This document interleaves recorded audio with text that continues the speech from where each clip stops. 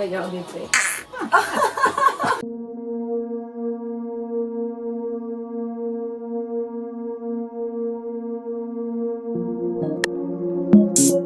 You're a wordsmith.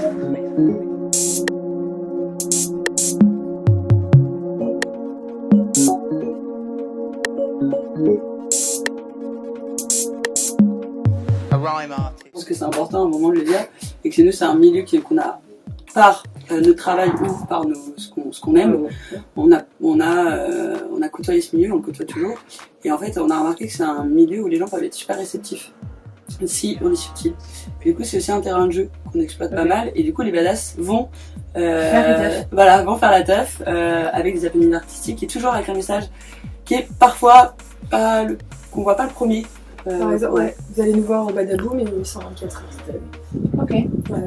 très bien. Et du coup, on a créé le bureau Badass aussi, et là c'est plutôt de la production événementielle en marque blanche, où on va pas forcément voir les badass sur des événements. Ça veut dire quoi, marque blanche? Ça veut dire que tu vas travailler pour une marque, Ouais. et par exemple, imagine un événement dans une boutique, toi tu vas organiser tout, l'animation, on fait pas mal d'animation créative, et en fait, Ok, tu leur donnes l'idée du et projet, on plutôt, produit, mais pas votre nom. on produit tout ce qui va se passer, mais à aucun moment le client final il va savoir que c'est nous qui l'avons produit. Ok.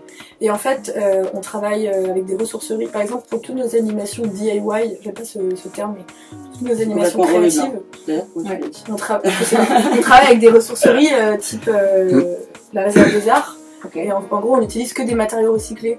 Ah, Tu vois, par exemple, là, on a travaillé avec le festival Puy de Monkey, Mhm. qui reverse tous leurs bénéfices à une association en Colombie. Ouais.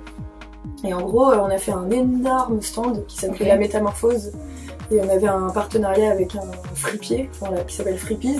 Ok. Et en gros, tu pouvais venir, tu pouvais t'acheter des fripes, tu pouvais te faire relooker La trop Métamorphose. bien. Et en fait, on avait fait en amont des coiffes amazoniennes. D'accord. Parce que le thème du festival, c'était Amazonian Playground. Et on avait fait en amont des coiffes amazoniennes Ah, je fait en matériaux recyclés. Mhm. D'ailleurs, avec beaucoup de trucs que ta mère nous avait donnés. Très bien.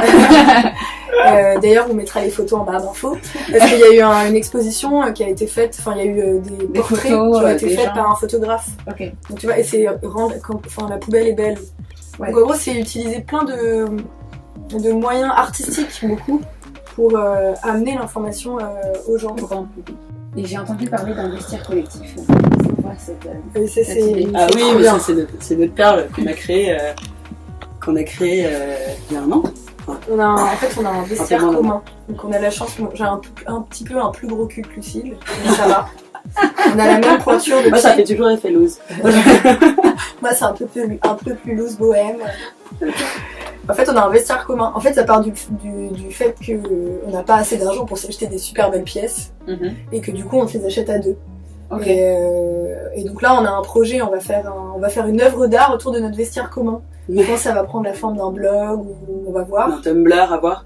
C'est vraiment pour partager. En fait, on n'a pas forcément du tout le même style. Ce tous les petit deux. créateur. Voilà. Mais vous avez on a des trouvé, coups de cœur et on aime les grosses pièces. Ok. Des belles grosses pièces. D'ailleurs des pièces que t'achètes pas toute seule. Oui. Parce que tu sais que tu vas le mettre une fois ou Ok. que tu vas jamais le mettre. Ou... Du coup on s'achète des trucs un peu... Et du coup, c'est chez qui? Bah là on a beaucoup acheté chez Les Récupérables. Ça c'est Ok. notre pote Anaïs de Thébarnet. C'est Ah le oui, Sista ah Badass ouais. avec qui qui a été là depuis On le début. a acheté chez Drag.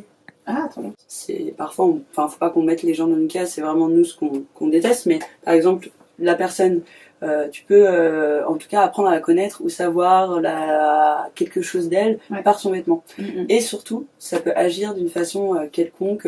Le vêtement, non, je sais pas, dans un rendez-vous, dans Oui. une entretien, rencontre, un entretien, ouais. dans T'arrives. un meeting avec des Ouais. copines.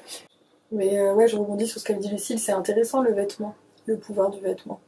Et en France, on a le plus d'écrivains et de personnes lettrées qui écrivent sur le vêtement, sur la sociologie du vêtement, sur l'anthropologie du vêtement. C'est des sujets qui sont très intéressants. Ok. Et nous, on est prête à être bousculés dans nos idées reçues. Mais vraiment, je vous invite à regarder la vidéo qu'on a fait avec Sophie Fontanelle, parce qu'elle en parle de ça. Elle en parle de cette ambiguïté de nous, les Occidentaux, qui sommes là à donner plein à réfléchir sur tout ce problème de l'industrie de la mode, mais parce que nous, on a le choix de faire... En fait, c'est hyper intéressant, ça. En fait, il faut changer notre manière de consommer, Mhm. mais nous, on a le choix.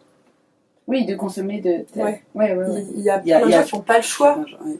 Ouais, c'est En fait, partout dans le monde, on n'est pas sur la même échelle.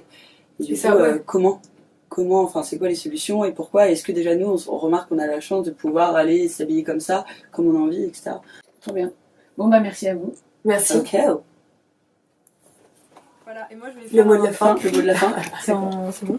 Je voulais faire un cri. Enfin, on veut faire un cri. On veut faire un cri. C'est qu'est-ce que t'attends? Qu'est-ce que t'attends pour faire la fête? Qu'est-ce que t'attends Qu'est-ce que t'attends pour... Tu peux éviter de me couper, s'il te plaît? Non, si je te coupe. Excuse-moi. Qu'est-ce que t'attends pour agir? Voilà. Ciao.